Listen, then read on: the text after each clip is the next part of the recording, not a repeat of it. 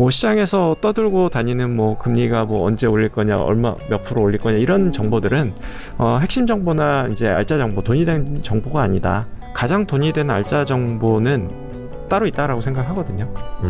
그 알짜 정보는 뭐냐면은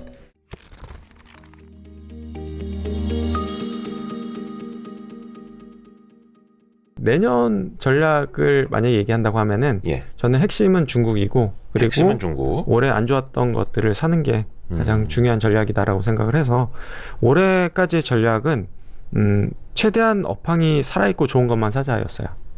올해까지 22년까지. 네, 올해까지의 전략. 그러니까 한 달, 2달 전까지 얘기겠죠. 그래서 제가 뭐 전에 와서도 말씀드렸던 게 뭐 변압기라든지 아니면은 피팅이라든지 아니면 굴삭기라든지 이런 쪽의 비중을 좀 많이 갖고 있었던 부분이 있고요. 근데 이제 최근에는 그 비중을 조금씩 이제 줄여서 리오프닝 관련된 것들을 좀 많이 늘린 부분이 좀 있고요. 또 그 인프라라든지 네. 뭐라 표현할까? 뭐 유틸리티 비슷한 네네. 약간 그런 쪽으로도 좀 이야기가 많이 나오던데 네. 그런 쪽은 좀 어떻게 보세요? 그래서 사실 제가 그냥 심플하게 봤던 게 그 전력 관련된 이제 투자가 이제 전력이 좀 가격이 좀 급등하다 보니까 이제 관련된 투자도 계속해서 증가할 수밖에 없었던 부분이 있었고요. 그리고 이제 친환경 관련된 어떤 발전과 관련된 수요가 증가해도 결국에는 변압기나 이제 변전소 같은 경우에는 이제 증가할 수밖에 없다라고 봤었기 때문에 거기에 대한 뷰는 여전히 긍정적으로 보고 있어요. 여전히 수주 잔고 많이 있고 실적도 계속 좋고 앞으로 수주도 상당히 괜찮을 것 같다라고 보고 있기 때문에 거기에 대한 뷰는 변화가 없고요. 그리고 어떤 곳에 투자가 되더라도 그와 관련된 투자는 계속해서 증가할 수밖에 없지 않을까라고 보고는 있어요. 여전히. 뭐 송배전. 네, 송배전, 설비. 그런 건 어때요? 우리나라 항상 중국이 뭐 경기 부양한다 그러면 바로 이제 이어붙는 게 굴삭기 관련주들이 있고 막 이런 거 있지 않습니까? 그것도 재건 테마로도 막 엮이고 하는데 그런 건 좀 어떻게 보세요? 내년까지는 무조건 실적은 좋을 것 같아요. 왜냐하면 올해 수주도 엄청나게 좋았었고 그게 이제 중국을 제외한 모든 국가에서 수주가 다 좋았어요. 미국 수주도 좋았고 뭐 유럽도 좋고 동남아도 좋고 모든 지역에서 다 수요가 좋았고 근데 수요를 이끌었던 게 이제 광산에 대한 이제 설비 투자 수요가 굉장히 좀 증가했던 부분이 있지만 방금 말씀하신 뭐 SOC 투자나 이런 것들은 내년에도 지속될 수밖에 없는 부분이 있다 보니까 내년에도 괜찮을 걸로 보고 있고 거기에 덧붙는 부분이 결국에는 중국의 이제 수요가 이제 개선될 수 있지 않을까라고 좀 보고 있기 때문에 여전히 좋다. 다만 이제 주가가 걸맞게 좀 올라 있는 부분이 있기 때문에 거기에 대한 약간의 고민은 있다 정도 말씀드릴 수 있을 것 같아요. 네. 그렇죠. 이것들도 좀 반영이 되면서 많이 올라왔어요. 또. 네. 그래서 항상 지나보면 쉬워 보이는데 현재 기준으로 미래를 보고 지금 투자하려고 하면 항상 또 고민이 안 될 수가 없어가지고. 그래서 저는 방금 말씀하셨던 뭐 송배전이라든지 뭐 굴삭기 관련된 주식들을 여전히 갖고는 있어요. 다만 이제 비중은 조금 이제 뭐 리오프닝 사면서 조금 줄어든 부분이 있다. 뭐 이 정도 말씀드릴 수 있을 것 같고요. 그래서 오히려 올해 더 많이, 그러니까 22년도에 더 많이 안 좋았던 쪽을 그쪽으로 점점 갈아타는 게 맞다. 그래서 오늘 여러 가지 이제 맥을 짚어주시면서 또 힌트도 주시고 좋아졌습니다. 예. 건강이 좋아진 것 같은 느낌. 맥만 짚었는데. 그래서 우리가 이제 뭐 내년에 다들 우려는 많지만 주식은 또 경제랑 동행하는 건 아니에요. 그렇죠. 그러니까 경제를 맞추는 게임이 아니거든요. 주식은. 그래서 주식이 오히려 내년 상반기 때 나쁘지 않을 수 있는 부분들도 분명히 존재는 한다. 그렇기 때문에 너무 이제 뭐 너무 과한 희망을 드리면 안 되긴 하지만 너무 과한 희망도 안 되지만 너무 나쁜 비관도 사실은 좋지는 않다. 그래서 전체적인 틀에서 봤을 때는 거시경제에 너무 휘둘리지 마시고 결국에는 내년에 좋아지는 업종이나 종목을 갖고 있다고 하면은 끝까지 꾸준히 들고 가는 게 좋지 않을까라는 부분을 마지막으로 정리해서 말씀드릴 수 있을 것 같아요. 중동 쪽에서도 이제 오일머니 많이 푸니까 사우디 이야기도 원체 많이 나왔고 그 기대감은 벌써 이제 몇 달 전부터 반영이 되기는 했는데 큰 틀에서 여쭤볼게요. 그럼 23년에는 그런 게 좀 어떻게 이어질지 중동 관련된. 근데 중동 관련된 투자는 계속 지속될 수밖에 없다. 왜냐면은 뭐 유가가 이제 100불 넘어선 부분이 뭐 오랫동안 뭐 굉장히 좀 고유가를 상당히 좀 늘었던 부분들이 좀 있었는데 그러다 보니까 오일머니가 많이 쌓여 있겠죠. 그러다 보니까 이제 투자 여력이 많고 투자는 될 수밖에 없다라고 네. 보고 있는데 다만 저는 중동 쪽은 되게 조심스럽게 보고 있어요. 조심스럽게. 네. 왜냐하면 과거에도 그러니까 사우디를 비롯한 중동 국가들이 너무 약았어요. 네. 퍼주는 거는 아니죠. 그들도 절대로 그렇지 않고요. 장사친데. 제가 볼 때는 글로벌하게 봤을 때 그냥 넘버원 장사꾼들인 것 같아요. 갑이니까. 네, 그래서 이제 싹 줄 세우고 가장 유리한 조건에 계약을 하고 그리고 이거를 놔주지 않아요. 놔주지 않는다는 게 어떤 의미예요? 네, 예를 들어서 이제 공기를 되게 타이트하게 잡아서 이제 조금이라도 늦어지면은 이제 그걸 다 돈을 물어내게끔 만든다든지 아니면은 끝까지 이제 조그만 트집이라고 잡아가지고 이제 요거는 이제 설비 보수해야 된다라고 해가지고 뭐 그런 부분에 대한 이제 비용을 반영시킨다든지 이렇게 해서 과거에 우리나라가 경험을 했거든요, 사실은. 사우디 가서 뭐 한 2년간은 실적이 좋다가 3년 4년 차에는 엄청나게 그 비용 폭탄을 맞았던 경험이 있어요. 근데 저는 똑같이 될 것 같아요. 네, 그래서 이제 사우디하고 MOU를 맺어서 제대로 안 된 경험도 되게 많고 근데 그게 실제로 됐을 때 제대로 돈을 번 걸 저는 본 적이 없어요. 네, 그렇기 때문에 좀 기대감으로 다들 막 들떠 있지만 저는 사실 쳐다보고 싶지 않은 결국에는 뭐 한 1, 2년 반짝할 수 있고 이제 테마로 반짝할 수 있겠지만 결국에는 거기서 저는 돈 벌기 힘든 시장이라고 좀 보고 있는 부분이 있기 때문에 조금 보수적으로 좀 보고 있고요. 사우디 네옴시티라는 어마어마한 프로젝트가 있는데 일단은 그게 실현 가능한지 안 하는지는 가보면 알겠지만 그 과정에서 수주를 하더라도 기업들이 많이 남겨서 가져오기는 결국엔 남겨야 되는데 뭐 감리부터 해가지고 엄청난 경험이 있어요. 사우디는. 그렇기 때문에 이 트러블을 잡아내는데 어떤 귀신적인 영향을 갖고 있고 그래서 결국에는 문제 삼으면서 이제 비용을 다시 이제 부과하게 만들게 하는 그런 재주를 갖고 있기 때문에 저는 사우디는 좀 쉽진 않다라고 보고 있고요.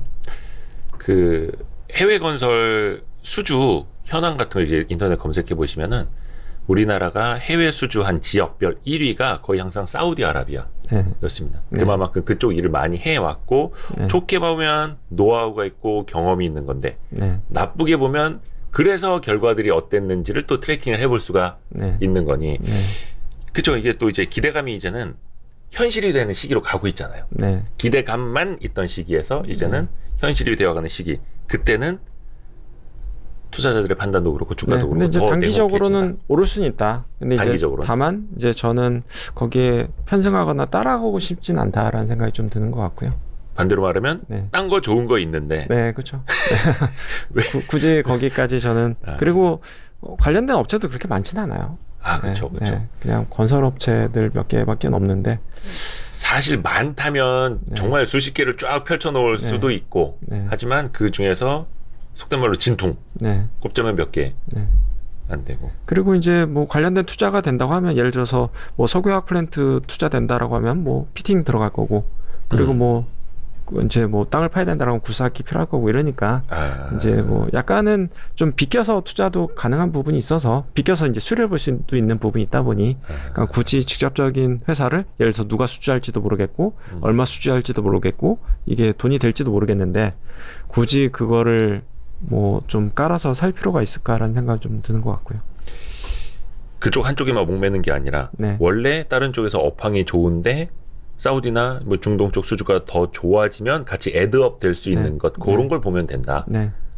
한마디로 쉬운 문제를 풀어야 된다 이거네.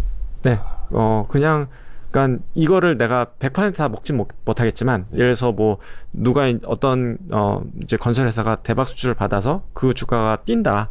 그걸 나는 다 먹진 못하겠지만 난 그걸 먹고 싶진 않다. 그냥 이제 관련된 업체들이 이제 수혜를 보는 것만으로도 저는 충분하다라고 좀 보고 있는 부분이 있고요. 좋습니다.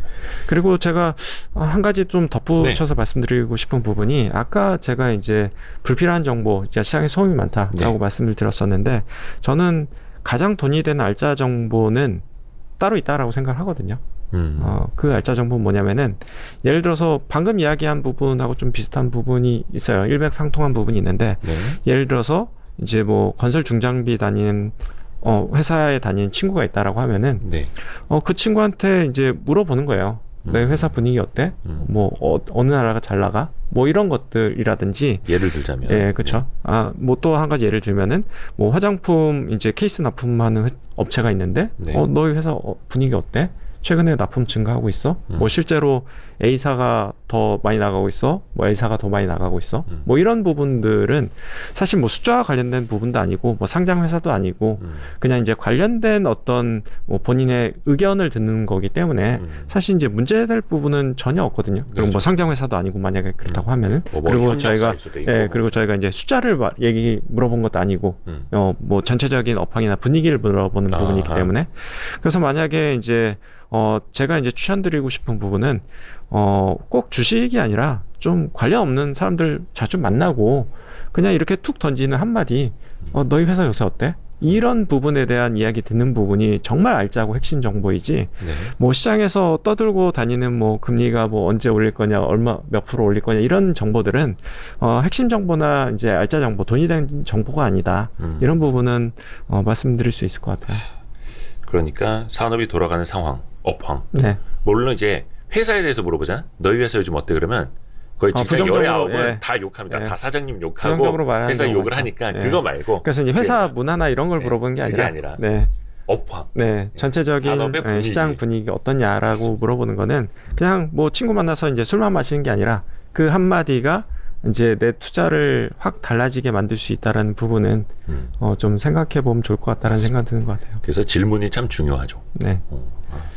그리고 저는 최근에 좀 이상적이었던 부분이 저희 지인 중에 한 분이 집을 사셨어요. 최근에요? 네. 그래서 이렇게 어려운데 집을 사셨어요. 라고 하니까 그분이 얘기하시는 게 최근에는 이제 바이어스 마켓이다. 그러니까 사는 사람이 완전히 갑이다. 라고 이야기를 하시더라고요. 그래서 본인이 생각했던 가격이 있는데 예를 들어서 뭐 최고점이 이제 15억이었고 뭐 그냥 예를 드는 거예요. 근데 이제 본인은 한 10억 정도만 살 마음이 있었다. 근데 최근 시세가 한 12억까지는 떨어졌던 것 같다. 그래서 본인은 이제 그게 될지는 몰랐는데 그냥 2억 낮춰서 한번 던져봤대요. 15억이면 사겠습니다라고 했더니 덜컥 계약이 됐다라고 하더라고요. 예, 그래서 저는 만약에 실수요자이고 어떤 이런 금매를 좀 활용할 수 있다라고 하면은 저는 뭐 지금 공포감 많고 내년까지 집값은 계속 떨어질 것 같아요. 근데 만약에 금매라든지 아니면은 뭐 그리고 내가 실수요로 이제 집을 사야 된다라는 상황이라고 하면은 저는 고려해볼 수도 있겠다. 왜냐면은 이제 대출 그 친구도 얘기했던 게 이제 대출도 자기 이제 더 이제 규제가 좀 완화되면서 받을 수 있게 됐다. 뭐 그런 부분들도 도움이 됐다라고 얘기를 하더라고요. 그래서 저는 부동산 전문가도 아니고 부동산에서 잘 모르지만 만약에 실수요자이고 만약에 싼 가격에 내가 생각했던 가격에 살 수 있다고 하면은 특히나 이제 실수요다라고 하면은 좀 사볼 만한 기회가 내년 뭐 한 상반기 정도에는 좀 그런 기회가 되지 않을까라는 막연한 생각은 좀 드는 것 같아요. 좋습니다. 그래서 이렇게 오늘도 맥을 한번 짚어봤고요. 23년 상반기까지는 아니고 1분기 중에 또 나와주실 거라 믿고 감사합니다. 오늘 주식계의 허준 맥을 짚는 르네상스 자산운용의 이건규 대표님이었습니다. 고맙습니다. 네, 감사합니다.